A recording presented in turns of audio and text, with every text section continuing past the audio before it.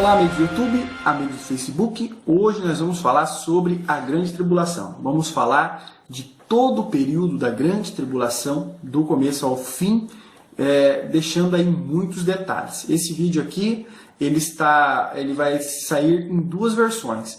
A cortado com corte, duas partes, e a completa, e você escolhe qual é a versão melhor para você, tá bom? Peço a você que deixe seu like no vídeo agora mesmo e também compartilhe, porque não sei até quando nós vamos ter a liberdade de falar sobre esses assuntos assim abertamente, tá bom? Primeira pergunta que nós vamos fazer: haverá grande tribulação mesmo? Sim, haverá. Algumas pessoas acreditam que a tribulação já houve, algumas acreditam que não haverá, mas de acordo com as palavras de Jesus, haverá sim a grande tribulação. Mateus 24, 21 diz o seguinte: porque haverá então grande aflição, como nunca houve desde o princípio até agora, nem tampouco há de haver. Então, ainda haverá uma grande aflição, uma grande tribulação. E é dela que nós vamos falar. E quando começa essa grande tribulação? Quando se dá o início da grande tribulação, tá certo? Tem um acontecimento que marca aí o início da grande tribulação. 2 Tessalonicenses, capítulo 2, versículo 3, diz o seguinte, ó: ninguém de maneira nenhuma vos engane, porque não será assim antes que venha a apostasia e se manifeste o homem do pecado, o filho da perdição. Então o governo do anticristo, ele começa e dá início também à grande tribulação. Então, quando o anticristo, que vai ser o líder político, ele vai ser um político, e ele vai conseguir governar sobre todo o mundo. Quando esse homem assinar, ele receber esse poder como presidente do mundo todo, como rei do mundo todo, então, a partir desse momento, começa a grande tribulação, tá certo? Então, ele vai reinar. Onde vai ser o reinado dele? Em que lugar, que país ele vai reinar? Ele vai reinar lá em Israel. Jerusalém será a capital do reino do anticristo, tá certo? E o anticristo vai reinar, vai ser o palácio do seu governo será no templo de Salomão. Aquele templo lá dos templos de Jesus que foi derrubado, ele será reconstruído. Lá hoje em cima está a mesquita de Omar, tá?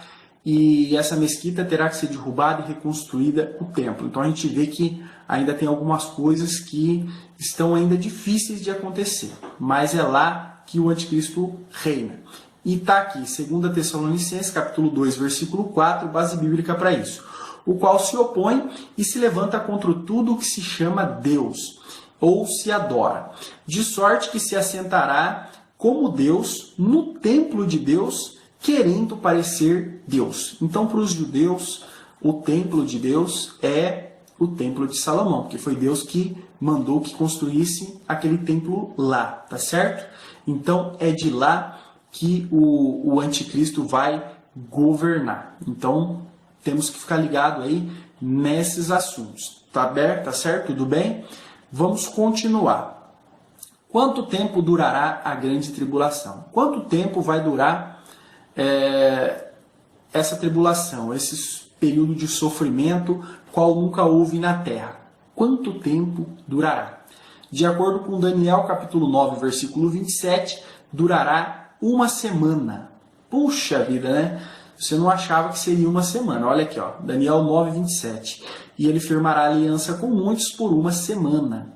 E na metade da semana fará cessar o sacrifício e a oblação. E sobre as asas das abominações virá o assolador. E isso até a consumação. E o que está determinado será derramado sobre o assolador. Então, Daniel 9, 27 diz que o tempo de reinado do anticristo é uma semana. A tradução João Ferreira de Almeida, fiel, ela traz essa ideia de uma semana. Ela traz essa tradução como semana, tá certo? Mas a palavra no original, no hebraico, se chama Shabuah, que corresponde a um período de 7 anos, um setênio. Então quer dizer que a tradução correta seria 7 anos. Então é uma semana profética. Cada dia dessa semana corresponde a um ano. 7 anos. Esse é o tempo que o anticristo vai governar, que ele vai reinar na Terra. Tudo bem?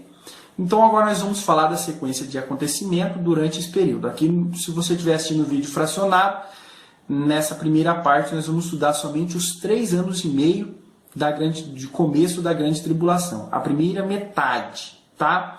E a outra metade vai estar no vídeo seguinte. Se tiver no completo, é só deixar rolar, tá certo?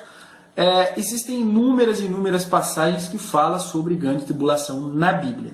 Mas aqui nós vamos usar hoje o capítulo 6 de Apocalipse. É ali que nós vamos nos basear.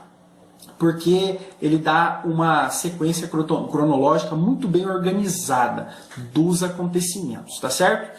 Então, Apocalipse capítulo 6, versículo 1 e 2, vamos ler sobre o primeiro selo, o cavalo branco. Vamos lá.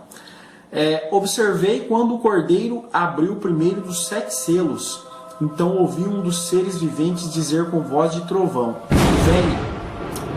Olhei e diante de mim estava um cavalo branco. Seu cavaleiro empunhava um arco e foi-lhe dada uma coroa, e ele cavalgava como vencedor, determinado a vencer. Muitos interpretam como sendo Jesus esse cavaleiro do cavalo branco. Não pode ser, porque Jesus ele também cavalga um cavalo branco, mas ele está em Apocalipse 19. E lá você vê uma descrição completamente diferente. Quem é o cavaleiro do cavalo branco? É o anticristo. E realmente a abertura do primeiro selo é o que dá início ao período da grande tribulação, certo? Então esse cavaleiro do cavalo branco é o anticristo. Por que cavalo branco? Branco simboliza paz. E é isso mesmo que o anticristo vai trazer para Israel, para Jerusalém. Paz. Desde o tempo de Jesus até os nossos dias, 2000 anos se passaram quase, e Israel sempre sitiada, sempre em guerra. Mas no tempo do anticristo ele vai resolver esse problema. Ele vai ser um grande político e vai resolver isso, tá certo? Por isso é paz. Por que arco? Todo rei que se preze, que aparece na Bíblia, ele sempre empunha uma espada. Mas aqui ele aparece com um arco. Por que arco? Porque o arco atinge a distância. E realmente esse é o jogo político, né? Com palavras, com troca de favores, a distância ele consegue aí o seu poder. E fala que ele cavalgava como vencedor, determinado a vencer. Então o anticristo ele vai ser aí uma revelação política qual nunca houve, tá? Ele vai ser um grande político, ele vai ser aceito por todo mundo. Ele vai ser um político assim brilhante, tá certo? Nós vemos aí Donald Trump com uma carreira brilhante, uma corrida presidencial, uma concorrência brilhante, mas o Trump ainda, o mundo é dividido a respeito dele, né? Parece que a grande maioria não gosta dele, mas o anticristo não vai ser assim. Também vai ter aí uma corrida presidencial brilhantíssima, mas ele vai ser aclamado pela grande maioria, tá certo? Vamos falar de mais características sobre a pessoa do anticristo. Como nós já sabemos, vai ser um presidente que vai governar no mundo todo. Vamos ver mais características sobre ele. Apocalipse capítulo 13 fala sobre a besta que sobe do mar. A besta que sobe do mar nada mais, nada menos do que o anticristo, esse homem, esse governante, tá certo? Vamos ler os versículos 1 e 2 do capítulo 13, para nós termos aí uma melhor descrição dessa besta. Versículo 1. Vi uma besta que saía do mar. Tinha 10 chifres e 7 cabeças, com 10 coroas, uma sobre cada chifre, e em cada cabeça um nome de blasfêmia. 7 cabeças. 7 cabeças representam aí os grandes impérios que dominaram o povo de Deus. Vamos começar lá pelo primeiro, citado na Bíblia. Egito, Assíria, Medopérsia, Babilônia, Grécia, Roma, 6 impérios eu falei, e o 7º é o próprio império do anticristo. Então quer dizer que o império do anticristo não vai ser diferente dos outros que já se passaram na história. Ele vem para perseguir oprimir o povo de Deus, tá certo?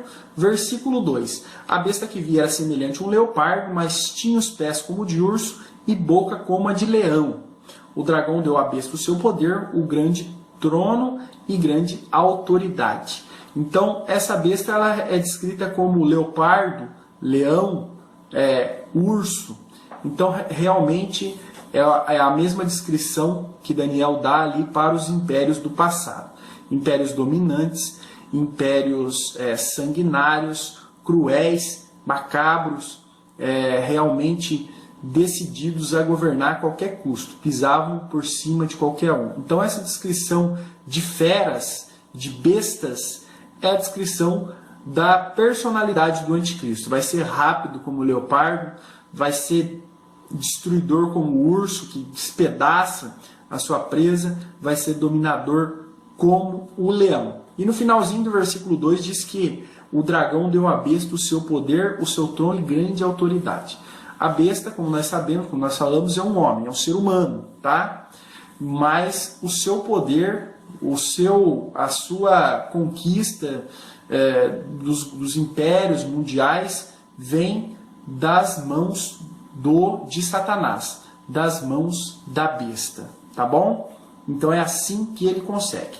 Mas como ninguém consegue fazer nada sozinho, apesar da ajuda de Satanás, o anticristo ele vai precisar de apoio religioso. Ele vai ter todo o apoio político que ele precisa, mas ele vai precisar de apoio religioso.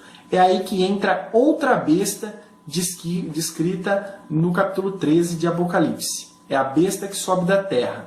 Nada menos conhecida como o falso profeta, tá bom? Vamos ler Apocalipse 13, 11 a 13. Então vi outra besta que saía da terra, com 2 chifres como de cordeiro, mas que falava como um dragão.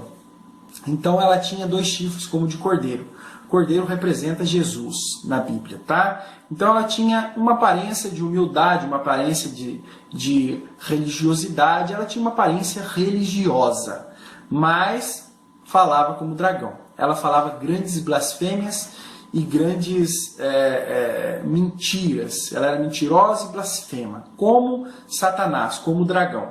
Exercia toda a autoridade da primeira besta em nome dela e fazia a terra e seus habitantes adorarem a primeira besta, cujo meio ferimento mortal havia sido curado. Então ela faz, por meio da religião, que todos se curvem à besta e ao governo da besta. E realizava grandes sinais, chegando a fazer descer fogo do céu à terra à vista dos homens, tá certo? Então ela exigia adoração ao anticristo, esse falso profeta.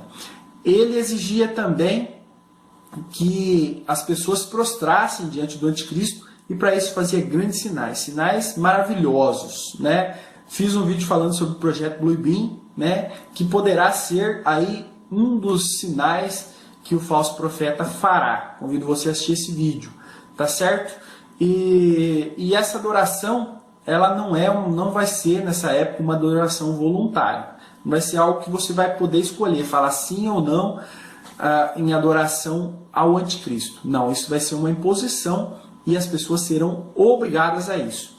É aí que entra a marca da besta, né? Que hoje as pessoas dizem ser o microchip, o biochip que é colocado na mão aí das pessoas. Vamos ler aqui, Apocalipse 13, versículos 15 a 18. Foi-lhe dado poder para dar fôlego à imagem da primeira besta, de modo que ela podia falar e fazer que fossem mortos todos que recusassem adorar a imagem. Também obrigou todos, pequenos, grandes, ricos e pobres, livres e escravos, a receberem certa marca na mão direita ou na testa, para que ninguém pudesse comprar nem vender, a não ser quem tivesse a marca, que é o nome da besta ou o número do seu nome. Aqui é a sabedoria. Aquele que tem entendimento, calcule o número da besta, pois é número de homem. Seu número é 666. Então, o falso profeta ele vai exigir adoração ao anticristo, certo?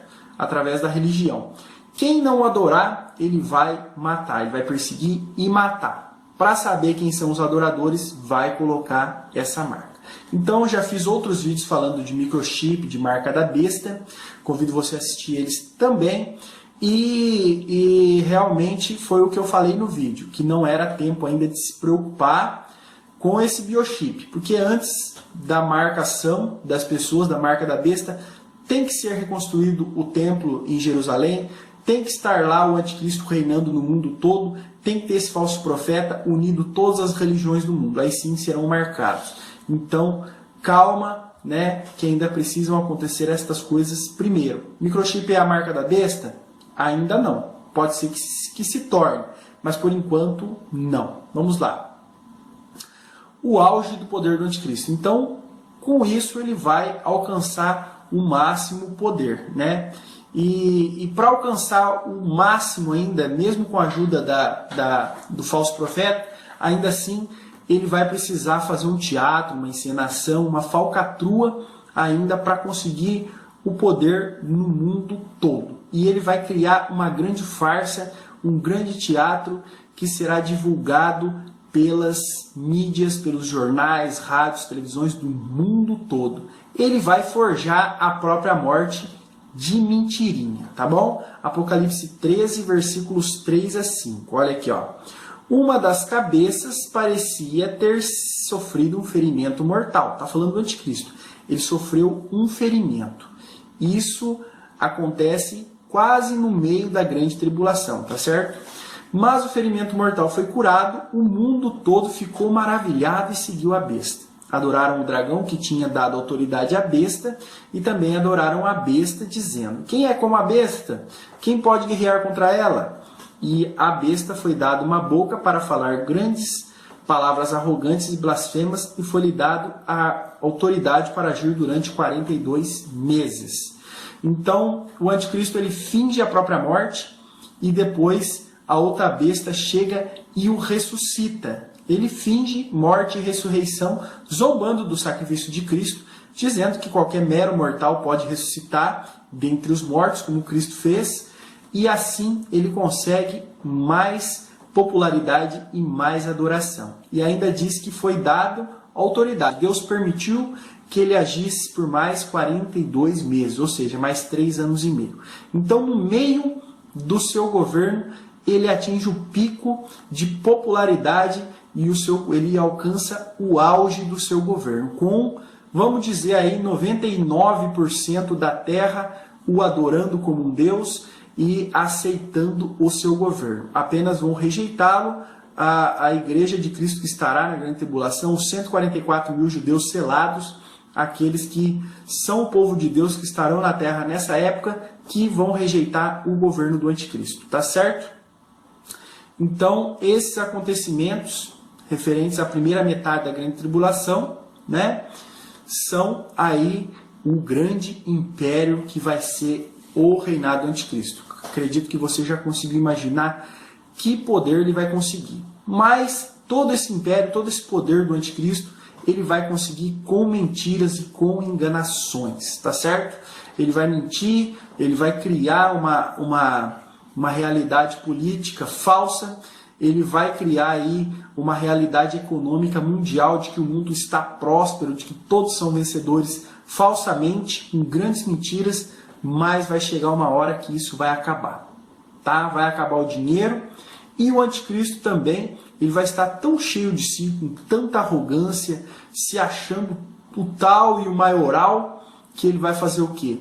Ele não vai aceitar mais nenhum conselheiro. O seu conselheiro, primeiro, direto, se trata do falso profeta, mas ele não vai mais aceitar isso. Ele agora vai querer o poder totalmente para si. Então ele vai trair o falso profeta, vai quebrar o pacto contra o falso profeta. Essa passagem que se refere a isso e se encontra em Apocalipse capítulo 17, segue dos versículos 1 a 18, peço que você leia com cuidado. Fala da grande prostituta ou a grande meretriz. Está falando de Roma, está falando da Igreja Católica, está falando do Vaticano. Então, acredito eu que o Vaticano será a sede da grande religião mundial, tá? E vai ser de lá que o falso profeta vai comandar, né? Vai fazer os trabalhos dele como religioso.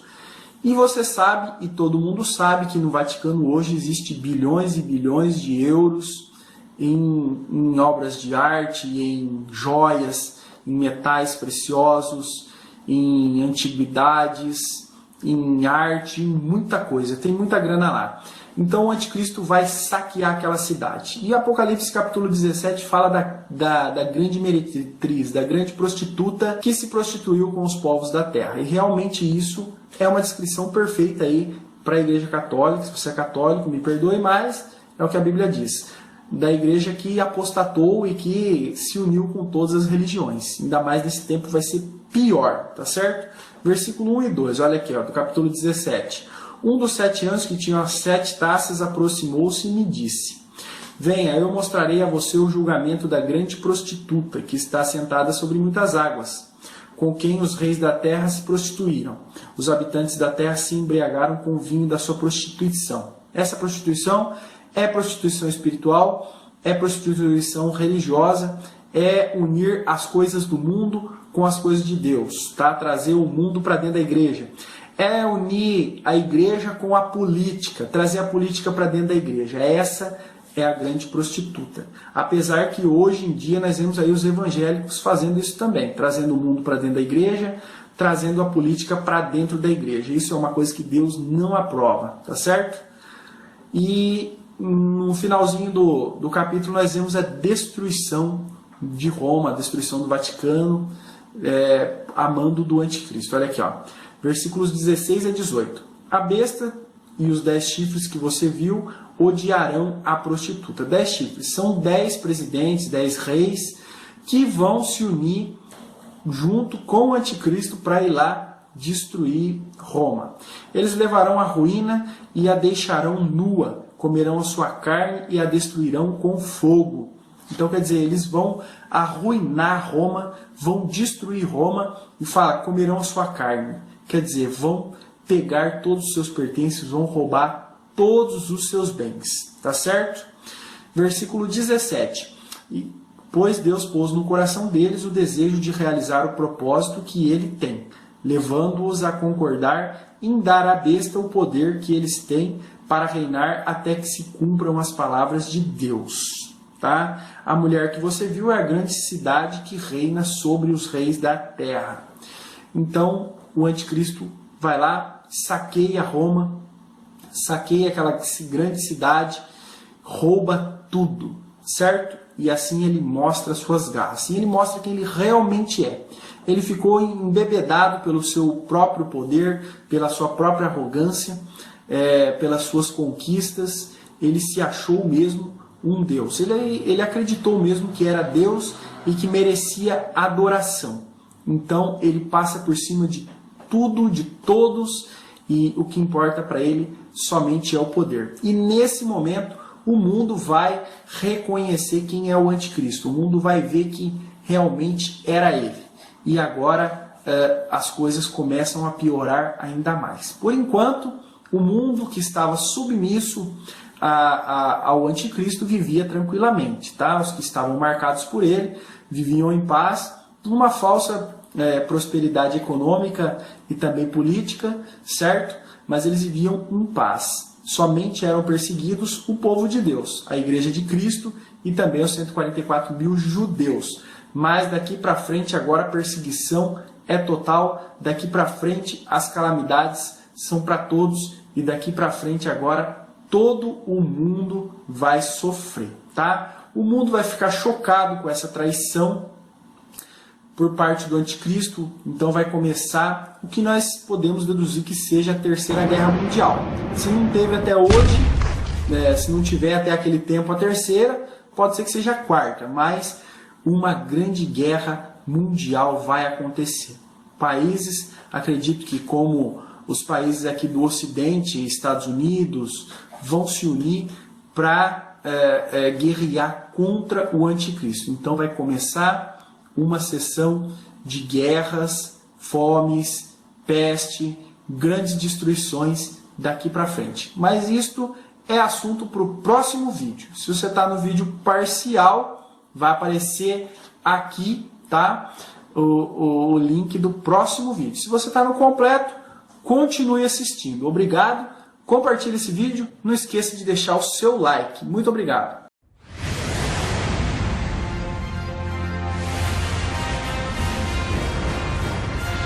Olá, amigos do YouTube, amigos do Facebook. Vamos continuar aí os estudos sobre referentes à grande tribulação. E agora nós vamos falar sobre a segunda metade da grande tribulação.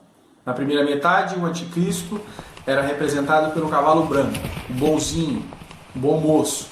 Quando chega no meio da grande tribulação, ele, pela arrogância, pelo seu poder, por todas as conquistas que ele teve, ele ficou cheio de si, traiu o falso profeta, destruiu Roma, o Vaticano, e por esse motivo as nações se iraram contra ele e começa o que nós acreditamos ser a terceira guerra mundial, ou talvez a quarta até esse tempo. Então, continuando no capítulo 6 de Apocalipse, nós vamos ver a sequência dos cavalos. Por enquanto nós vimos só o cavalo branco, que representa o anticristo. Agora nós vamos ver o cavalo vermelho. O cavalo vermelho está Apocalipse capítulo 6, no versículo 4. Então saiu outro cavalo e este era vermelho. Seu cavaleiro recebeu poder para tirar a paz da terra e fazer se matarem uns aos outros, e foi-lhe dado uma grande espada. Então a traição do anticristo gerou uma guerra mundial, uma grande guerra. Eu acredito que é a maior guerra mundial da história. E aqui esse cavalo vermelho, no original, no grego, é pirros, vermelho de fogo e sangue. Realmente uma guerra sangrenta e cheia de fogo, mortes. Ele fala que ele tinha uma grande espada, como se ele cavalgasse correndo e decepando as cabeças. Essa vai ser a grande guerra. Sequência de cavalos, agora o cavalo preto. Apocalipse 6, 5 e 6. Quando o cordeiro abriu o terceiro selo, ouvi o terceiro ser dizer, venha. Olhei e diante de mim estava um cavalo preto. Seu cavaleiro tinha na mão uma balança. Essa balança é uma balança de pesar alimentos.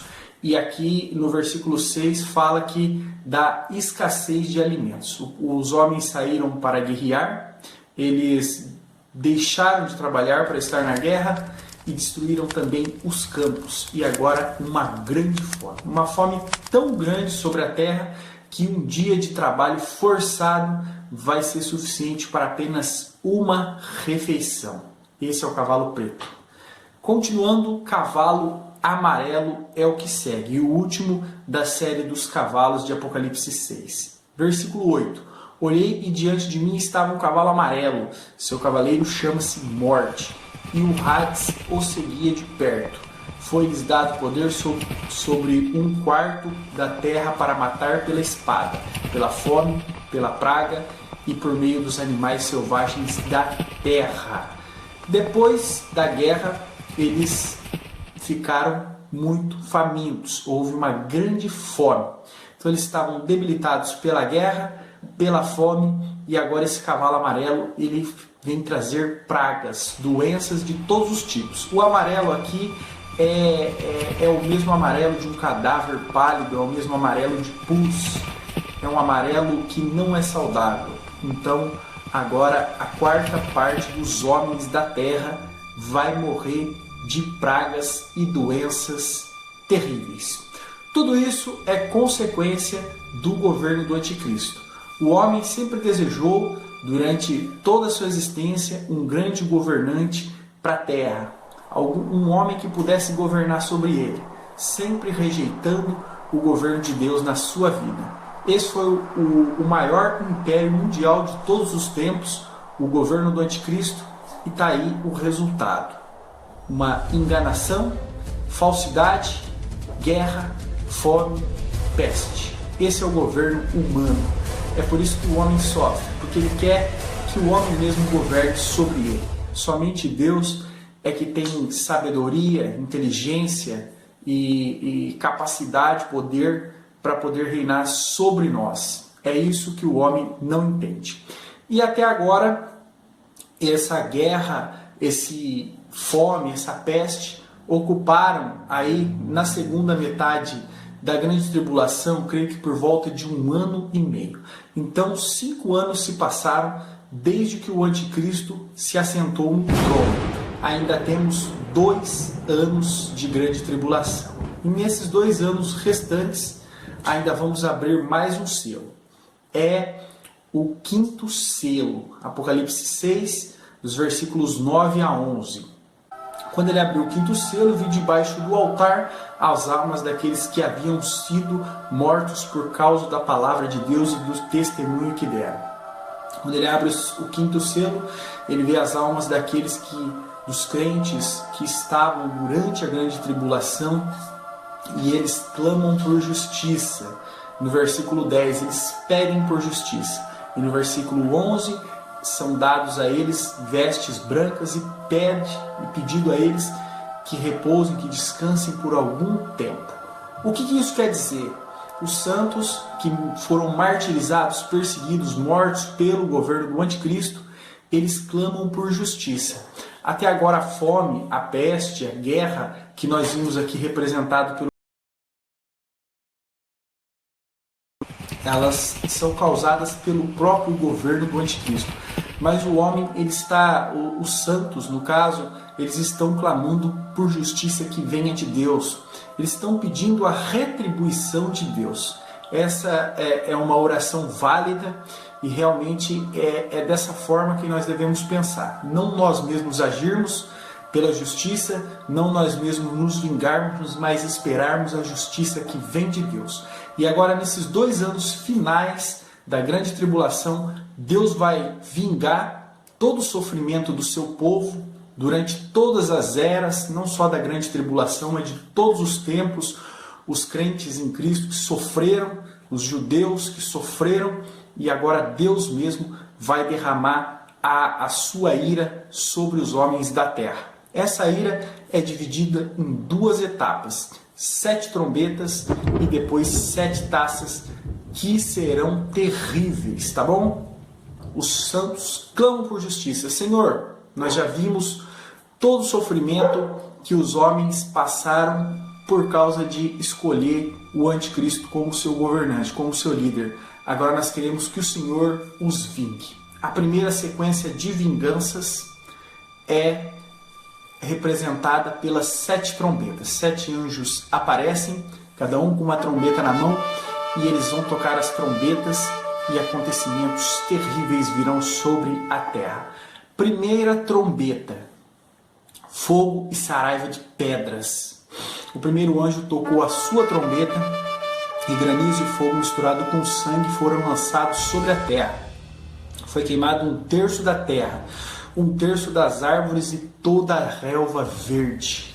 O pouco que sobrou da guerra de vegetação, agora uma chuva de pedras e fogo cai por sobre toda a terra. Lembrando aí o que aconteceu com Sodoma e Gomorra, mas a nível mundial.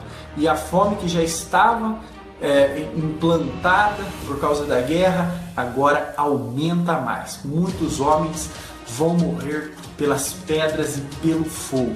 Essa é a primeira trombeta. Segunda trombeta, um meteoro cai no mar. Versículos 8 e 9 de Apocalipse 8. E o segundo anjo tocou a sua trombeta e algo como um grande monte em chamas foi lançado ao mar. 1/3 do mar transformou-se em sangue. Morreu 1/3 das criaturas do mar e foi destruído 1/3 das embarcações. O governo anticristo parecia que ia se recuperar após a guerra, o mundo tinha esperança de uma recuperação.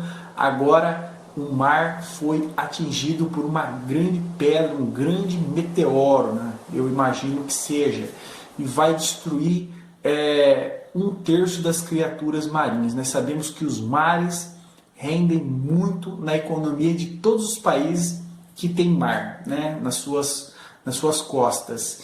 Então é um impacto mundial, de prejuízo mundial inigualável. Vai destruir também as embarcações, é um prejuízo terrível. E diz o seguinte, que o mar transformou-se em sangue.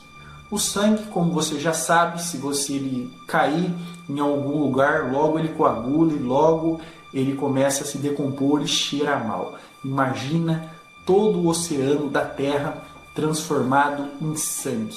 O homem vai sentir o cheiro da sua imundícia, o fedor do seu pecado. Deus vai mostrar, vai fazer eles sentirem toda essa podridão que Deus sente a cada dia pelos pecados e pela maldade do homem. Eles sentirão esse cheiro horrível por todo o mundo. Terceira trombeta. A terceira trombeta, ela percorre dos versículos 10 e 11 do capítulo 8. Vamos ler. E o terceiro anjo tocou a sua trombeta e caiu do céu uma grande estrela ardendo como uma tocha, que caiu sobre a terça parte dos rios e sobre as fontes das águas. E o nome dessa estrela era Absinto.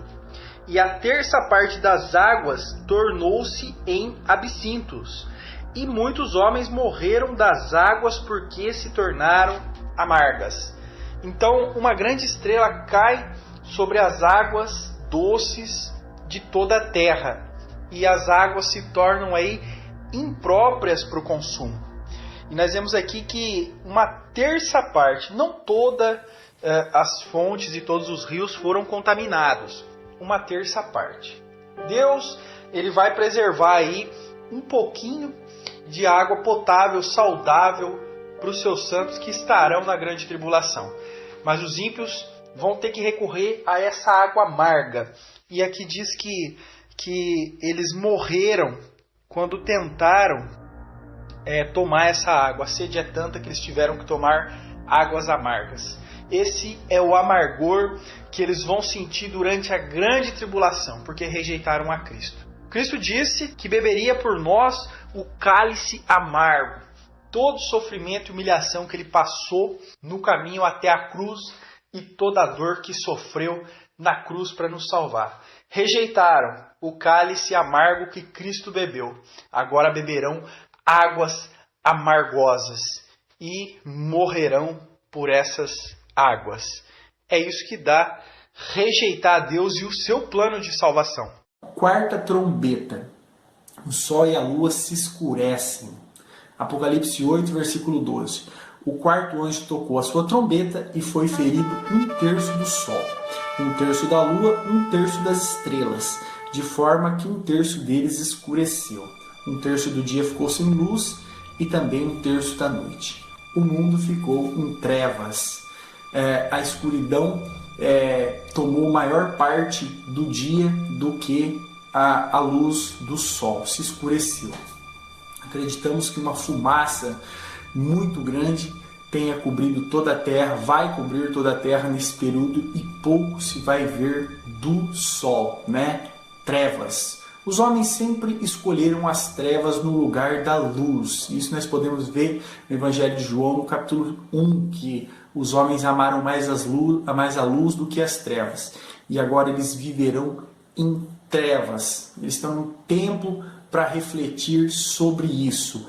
E a ciência, que sempre lutou contra a religião, agora ela vai ver que ela é falha. Ela vai ver que Deus ele tem poder sobre aquilo que eles acham que não. Eles acham que o sol é uma estrela gigante que ninguém pode com ela. Mas Deus vai mostrar seu poder através da criação e vai mostrar que Ele é o dono da criação. Quinta trombeta. Apocalipse 9, versículos 3 até o 6. A praga dos gafanhotos. Na verdade, essa passagem da quinta trombeta, ela percorre dos versículos 1 a 12. Mas vamos ler dos 3 a 6 para resumir. A praga dos gafanhotos. Então, um grande meteoro cai do céu e atinge o abismo. O abismo se abre e saem gafanhotos, tá? Versículo 3. Da fumaça saíram gafanhotos que vieram sobre a terra e nos foi dado poder como escorpiões da terra. Eles receberam ordens para não causar dano à relva da terra, nem qualquer planta ou árvore, mas apenas aqueles que não tinham o selo de Deus na testa. Esses gafanhotos não podem ser interpretados como insetos literais. São demônios que são liberados do abismo do Tártaro para que saiam a atormentar os homens. Sabemos que os gafanhotos eles procuram vegetação. No caso desses aqui diz que não, que eles procuravam somente atormentar os homens. E diz aqui, mas apenas aqueles que não tinham o selo de Deus na testa. Mais uma vez, é um bom argumento que eu uso para aprovar que o homem, que a igreja de Cristo estará aqui durante a grande tribulação. Quem são esses que recusaram ter os selos? Quem são esses que não serão atingidos por esses gafanhotos? A igreja de Cristo que estará aqui durante a grande tribulação, mas nós vemos aí a mão de Deus nos protegendo. E diz o seguinte, versículo 5: não lhes foi dado poder para matá-los, para matar os homens, mas sim para causar-lhes tormento durante 5 meses. A agonia que eles sofreram era como a picada do escorpião. Eu não sei qual é a dor de uma picada de escorpião, mas já ouvi dizer que é uma dor muito terrível. E eles serão atormentados com essas picadas por durante 6 meses. Imagina, no livro de Joel fala de uma praga de gafanhotos literal. Diz que era uma nuvem de gafanhotos que chegava aí a escurecer o dia, de tantos que eram. Então, realmente será um exército de demônios muito grande atormentando os homens. A dor que sentirão é semelhante à picada de escorpião. Os homens sofrerão muito nesse dia. E bem lembrado, somente aqueles que receberam a marca da besta. A igreja de Cristo estará livre das pragas, mesmo estando aqui. Versículo 6. Naquele dia os homens procurarão a morte, mas não a encontrarão. Desejarão morrer, mas a morte fugirá deles. Eles preferirão a morte a passar por aquela dor terrível, mas eles vão estar tão debilitados que eles não vão conseguir tirar a própria vida. Só vão simplesmente estar gemendo e sofrendo de muita dor, certo? Vamos lá. 6ª trombeta, o exército de 200 milhões de soldados. Me parece que esses gafanhotos, que na verdade são demônios, me parece que esses demônios eles vão possuir homens e vão formar um exército de 200 milhões de soldados para dizimar mais ainda os que sobraram da terra. Apocalipse 9, 13 a 21 corresponde a essa passagem, mas vamos ler os versículos 16 a 18 apenas. O número dos cavaleiros que compunham o exército era de 200 milhões, e ouvi o seu número. Os cavalos e os cavaleiros que vi em minha visão tinham este aspecto. As suas couraças eram vermelhas como fogo, azuis como jacintos e amarelas como enxofre. A cabeça dos cavalos parecia de um leão. A boca lançava fogo, fumaça e enxofre. 1/3 da humanidade foi morto pelas 3 pragas de fogo, fumaça e enxofre que saíam da boca dos cavalos.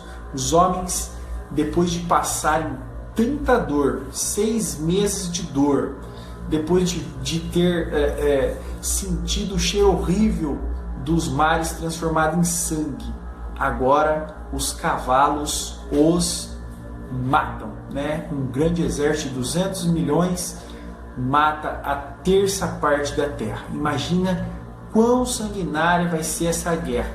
Imagina quanto sofrimento vão passar esses que estiverem durante a grande tribulação. 7ª trombeta, ela percorre dos versículos 15 a 19 e fala da volta de Jesus. Mas isso nós vamos deixar para o final do vídeo, tá bom? Vamos passar para a 2ª fase das pragas. Acredito, o último ano da grande tribulação, tá certo? São as 7 taças que serão derramadas, as 7 taças da ira de Deus. Mais sofrimentos. Aquilo que eles passaram nas 7 trombetas que nós vimos agora ainda é bem leve, bem suave, porque eles vão passar nesse momento. Primeira taça, as chagas malignas. Apocalipse 16, o capítulo todo fala das 7 taças. e no versículo 2 fala da primeira. O primeiro anjo foi e derramou a sua taça pela terra, e abriram-se feridas malignas e dolorosas naqueles que tinham a marca da besta e adoravam a sua imagem. Veja bem, a taça derramada causa chagas, ou seja, feridas malignas, feridas muito dolorosas, mas somente naqueles que tinham a marca da besta. Então quer dizer que crentes estavam aqui na terra nessa época e não sofreram dessas chagas malignas. E eu imagino, eu suponho que essas chagas malignas devem ter dado na mão onde estava a marca da besta ou na testa. Essa marca que eles receberam inflamou e virou uma ferida, soltando pus muito fedorenta e muito dolorosa. Esta é a primeira taça da ira de Deus. A própria marca que eles receberam em sinal de adoração ao anticristo, ao seu reinado, ela mesma agora vai causar dores terríveis a eles. Segunda taça, o mar se transforma em sangue. Mais uma vez, olha aqui, ó, o segundo anjo derramou a sua taça no mar e esse se transformou em sangue como de um morto, e morreu toda a criatura que vivia no mar. A primeira vez que o mar se transforma em sangue, morre a terça parte. Agora morrem todas. Mais escassez de alimento, né? Sangue como de um morto. Um cheiro terrível e insuportável. É o cheiro do pecado. É o cheiro que Deus suporta todos os dias pelos pecados dos homens. Mas agora os homens vão sentir esse cheiro terrível. Terão náuseas, terão vômitos e sofrerão, além de dores, também suportando esse cheiro horrível. Terceira taça, os rios se transformam em sangue. Até então, os mares se transformando em sangue, o cheiro horrível deve ser muito terrível. Mas eles ainda tinham água potável, água doce para beber. E agora as águas se transformam em sangue. Apocalipse 16, versículos 4 a 6, vamos ler só o 4 e o 6. Olha aqui, ó. O terceiro anjo derramou sua taça nos rios e nas fontes, e elas se transformaram em sangue. Agora até a água potável. Aqueles que moravam longe do mar talvez não sentiriam tão cheiro horrível. Agora todos os rios, todas as nascentes se transformaram em sangue. Agora o cheiro horrível está até aqueles que moram mais longe do mar, tá? E diz no versículo 6 o seguinte: pois eles derramaram o sangue dos teus santos e dos teus profetas, e tu lhes deste sangue para beber como eles merecem. O mundo bebeu o sangue dos cristãos, o sangue dos santos de Deus. Como nós vemos hoje lá, os islamitas do Estado Islâmico matando os cristãos, estão bebendo o sangue dos cristãos. Nesse dia eles beberão sangue. Nesses dias eles vão ter sangue para beber, mas não é o dos santos. É o sangue da ira de Deus que eles vão beber porque eles merecem. Eles vão ter que filtrar aquela água para poder beber, senão vão morrer de sede, mas um pouquinho de sangue ainda vai passar. Quarta taça, sol escaldante sobre os homens. Apocalipse 16, 8 a 9. O quarto anjo derramou sua taça no sol e foi dado poder ao sol para queimar os homens com fogo. Esses foram queimados pelo calor e amaldiçoaram o nome de Deus que tem domínio sobre estas pragas. Recusaram arrepender-se e glorificá-lo. O sol vai ficar muito forte. Ele tinha escurecido, né? Ficou em trevas o mundo. Eles acharam que estava ruim. Agora o sol volta com muita potência e acredito que vai queimar a pele dos homens, vai fazer um grande calor e eles vão sentir como se estivessem no inferno. Eles vão sentir terríveis calores. E aquele velho ditado pentecostal que diz: quem não vem no amor, vem na dor. Olha o que diz o versículo 8 aqui, ó. E amaldiçoaram o nome de Deus que tem domínio sobre estas pragas, contudo recusaram aprender-se e glorificá-lo. Quer dizer que não existe essa de quem não vem pelo amor, vem pela dor. O homem, ele é mau, ele sempre quer andar no caminho contrário de Deus. Enquanto ele não consegue encontrar a Cristo, enquanto ele não é iluminado pelo Espírito Santo, jamais ele vai andar pelo caminho de Deus. E esses, por essas dores terríveis que passaram, dores que a humanidade nunca provou. Ainda assim não se arrependeram, ainda assim amaldiçoaram o nome de Deus. Quinta taça. O reino da besta se torna em trevas. O quinto anjo derramou sua taça sobre o trono da besta, versículos 10 e 11 de 16, cujo reino ficou em trevas de tanta agonia, os homens mordiam a própria língua. O reino ficou tenebroso, o reino da besta ficou escuro.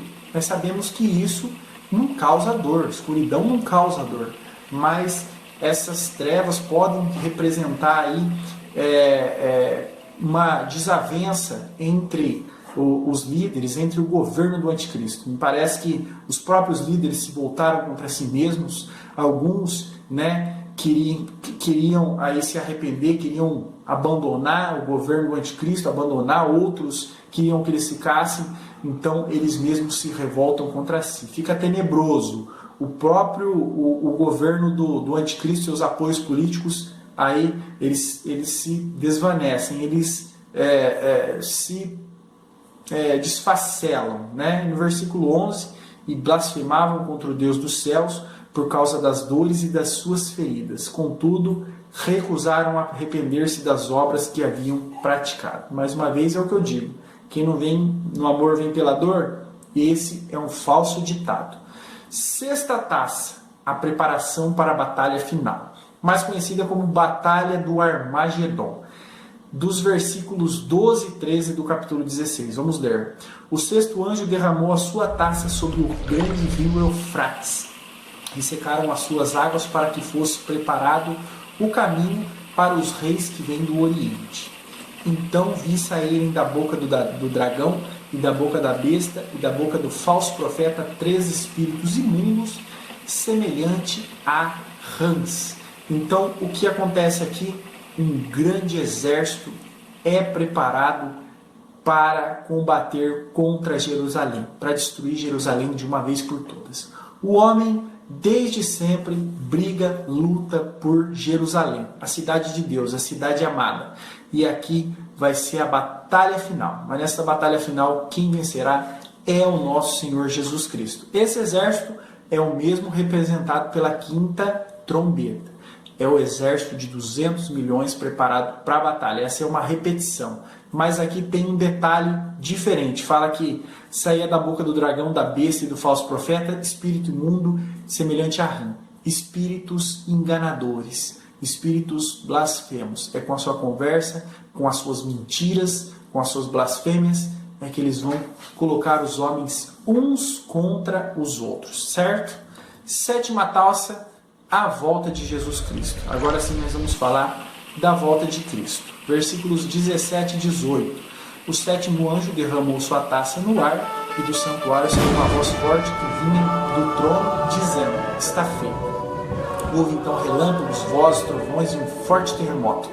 Nunca havia ocorrido um terremoto tão forte como esse que o homem existe sobre a terra. Então a volta de Cristo, ela é assim mesmo. Ela é feita de terremotos, barulhos, abalos cósmicos. A volta de Cristo é algo surpreendente, um fenômeno inconfundível. Todos saberão que é a volta de Cristo. Então, volta secreta de Cristo é uma grande mentira. Cristo volta com alarido e trombeta. É assim que a Bíblia ensina. E para encerrar o estudo, vamos falar da volta de Cristo, que é o acontecimento final, que fecha e encerra de uma vez por todas a grande tribulação. Existem várias passagens em Apocalipse falando da volta de Cristo. Eu escolhi continuar no capítulo 6, que é o último selo. E vamos ver o sexto selo de Apocalipse 6, tá? Observei quando ele abriu o sexto selo, houve um grande terremoto. O sol ficou escuro, como tecido de crina negra. A lua tornou-se vermelha como sangue, e as estrelas do céu caíram sobre a terra como figos verdes quando sacudido por um vento forte. Essa é a volta de Cristo. Ela é um estrondo muito grande, tá? O céu se recolheu como um pergaminho. As potências do céu serão abaladas. Tudo que está aí em ordem, em sequência, em movimento, tudo constante no céu, vai ser tudo abalado. A ciência vai ficar confusa nesse dia, tá? Versículos 15 a 17. Então os reis da terra, os príncipes, os generais, os ricos, os poderosos, todos, escravos e livres, se esconderam nas cavernas e nas rochas e nas montanhas.